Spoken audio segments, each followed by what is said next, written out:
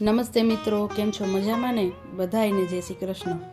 7 days and 7 shloka with glory of Bhagavad Gita, day 4. આજના વિડીયોમાં અધ્યાય 4 શ્લોક 38, જ્ઞાન કેવી રીતે જીવનને સ્ટેબલ બનાવે છે.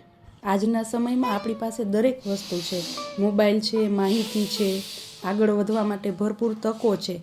તેમ છતાં પણ આપણે ક્યાંક ને ક્યાંક ડિસિઝન લઈ શકતા નથી અને જીવનમાં ઘણી બધી અસ્થિરતાઓ જોવા મળે છે. તો આવું કેમ થાય છે? આ પ્રશ્નનો જવાબ 5000 વર્ષ પહેલાં ગીતામાં આપી દીધેલ છે. તો ચાલો આજનો શ્લોક જોઈએ. નહીં જ્ઞાનેન સદ્રસમ પવિત્રમિહ વિદ્યતે તત્ સ્વયં યોગ સંસિદ્ધ કાલે નાત્મનિ વિંદતિ. અધ્યાય 4 શ્લોક 38, જેનો અર્થ છે, આ દુનિયામાં જ્ઞાન જેટલું પવિત્ર કંઈ નથી.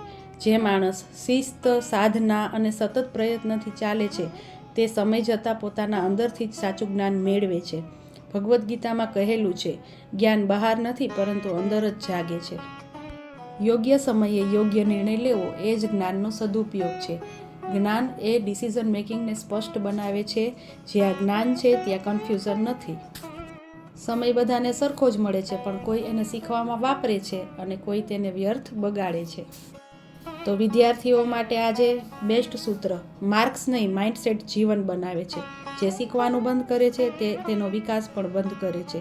રોજ થોડું વાંચો, થોડું વિચારો અને થોડું સુધારો. ભગવાન શ્રી કૃષ્ણ કહે છે, માત્ર ભક્તિ પૂરતી નથી પણ બુદ્ધિ પણ જરૂરી છે. જ્ઞાન તને ભગવાન તરફ લઈ જાય છે અને ભગવાન તને સ્થિર બનાવે છે. આજના સમયમાં આપણે જેને કોન્ફિડન્સ કહીએ છીએ, શાસ્ત્રોમાં તેને અચલ ભક્તિ કહી છે. યુવાનો માટે આજના શ્લોક દ્વારા ખાસ કે યોગ, શિસ્ત અને આત્મસંયમ દ્વારા આ જે ગોલ્ડન પીરિયડ આપણા જીવનનો છે તેને શ્રેષ્ઠ સમયમાં ફેરવી નાખો અને કાયમ માટે ગોલ્ડન રાખો. કારણ કે નોલેજ વિન્સ એવરીવેર. સમય પસાર ન કરો, સમયમાં જ્ઞાન ભરો. જો તમે પણ ગીતાજીના આવા જ શ્રેષ્ઠ શ્લોકો વિશે માહિતી મેળવવા માંગો છો તો સ્ટે કનેક્ટેડ. જય શ્રી કૃષ્ણ.